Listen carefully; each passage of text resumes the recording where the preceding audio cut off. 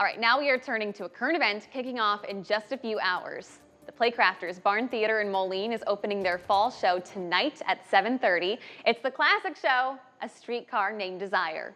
So joining us with a sneak peek is director Mike Schulz. Mike, thank you so much for being here with us. It is such a pleasure to be here. Thank you for inviting me. Appreciate it. It's an honor on opening night. He's a busy man. How about that? 3 hours to go, you said? Oh my gosh. Okay, bring it on. It's so exciting. For people that haven't seen A Streetcar Named Desire, can you tell us a little bit about this plot? I would love to, yes. It is a classic Tennessee Williams play from 1947, won the Pulitzer Prize, won a Tony Award. It is about a fading Southern belle named Blanche Dubois, who after a series of setbacks, financial and emotional, has to move in with her sister, Stella, who lives in New Orleans with her husband, Stanley Kowalski.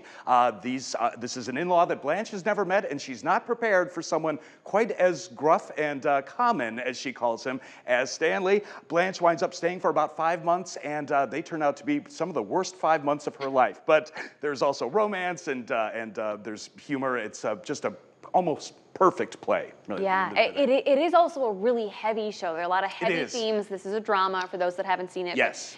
Like you said, 1947, it's remained a fan favorite for decades. It has, Why do you think that this show has resonated with audiences so much over the years? The reason for me is that it is one of the rare shows that does give you everything. It gives you drama, it gives you comedy, it gives you romance, it gives you surprise, it gives you a couple of frights. It is a bit of a mystery in learning who Blanche Dubois is over the course of 2+ hours. It's like an onion being peeled. And so it always shows you something new. I've seen productions, maybe 20 in my life, and it always keeps surprising me, which is great. So it's just a perfect night of theater, I think, if you can handle the themes, of course. Well, it is rated PG-13. We Yes, want people to know that. And speaking of surprises, are there any little details that you and the cast have put into the Playcrafters version that audience members might not notice if they aren't looking for it? I think they'll notice right away because we don't have a set, really. We have a couple of set pieces. I know you've been showing some photos of rehearsal. That's pretty much what you get. We have a table, we have a few chairs, but beyond that, the story is so much focused on the idea of loss as far as losing your money and your youth and civility and your mind a little bit. And so we thought a setting for the show that might be appropriate is to have just little fragments of furniture. And so sometimes there are props being used and sometimes there are no props. We have a table, we don't have a fridge. Little bits like that. So it's all going to be on the big thrust stage in Moline. And obviously we also can't put up walls in that area or you wouldn't see anything. So that's something I think people will be maybe a little surprised by and hopefully taken by, because I think it's a really interesting way to view this particular story. This is why I love having directors come on this show, because it gives us all these concepts that, you know, I might not even notice the first time around or not be able to connect the dots on. Well, it's a pleasure to be here. Yes, thank you. What was it like to work with this cast? Oh, I'm in love with this cast. I got so lucky. I have several really good friends from several years in the show. I have several people that I have only known their great work and I've never got to work with them.